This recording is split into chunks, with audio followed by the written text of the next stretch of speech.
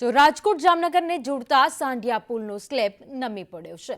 સાંઢિયા પુલના નિર્માણની કામગીરી વખતે સ્લેબ નમ્યો હોવાની ઘટના સામે આવી છે।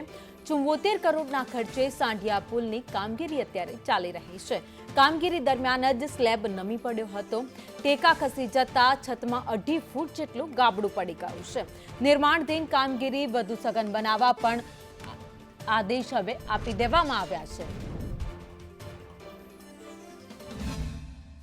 રાજકોટના જામનગર રોડ ઉપર સાંઢિયા પુલના નવીનીકરણની કામગીરી ચાલી રહી છે અને આ કામગીરી દરમિયાન જ ગઈકાલે મોટી દુર્ઘટના થતાં સહેજમાં અટકી ગઈ હતી। સ્લેબ ભરવાની અને ત્રાપા ટેકા મૂકવાની જે કામગીરી ચાલી રહી છે તેની અંદર એકાએક બપોરના ત્રાપા ટેકા ખસી ગયા હતા અને જેના કારણે સ્લેબની અંદર લગભગ 2.5 ફૂટનું ગાબડું પડ્યું હતું। આ ગાબડું પડતા જ મહાપાલિકાના અધિકારીઓ, સ્થાનિક કર્મચારીઓ અને કોન્ટ્રાક્ટરો છે તે દોડી ગયા હતા। ઉલ્લેખનીય છે કે લગભગ 50 કરતાં વધુ કર્મચારીઓ અહીંયા બ્રિજની કામગીરીની સાથે સીધા જોડાયેલા છે।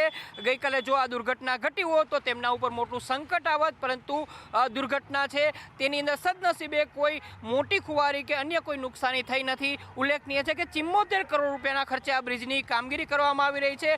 20 જેટલા મોટા પિલરો ઉપર 120 જેટલા ગડરો મૂકવામાં આવશે। આ કામગીરીની વખતો વખત સમીક્ષા કરવામાં આવી રહી છે। 24 મહિનાની અંદર આ કામ પૂરું કરવાનું હતું, પરંતુ કેટલાક કારણોના કારણે આ કામગીરી ઢીલી ચાલી રહી છે। હાલ તો મહાપાલિકાના તંત્ર દ્વારા તાકીદ કરવામાં આવી છે કે આ બ્રિજની કામગીરી વહેલી પૂરી કરી લેવામાં આવે અને કોઈ પણ પ્રકારની અનિચ્છનીય ઘટના ન ઘટે તે માટે સાવધાની અને સાવચેતીના વધુને વધુ સઘન પગલાં ભરવા માટે મહાપાલિકાએ એજન્સીને કહ્યું છે। કેમેરામેન વિપુલ બોરીચા સાથે મયુર સોની, સંદેશ ન્યૂઝ, રાજકોટ।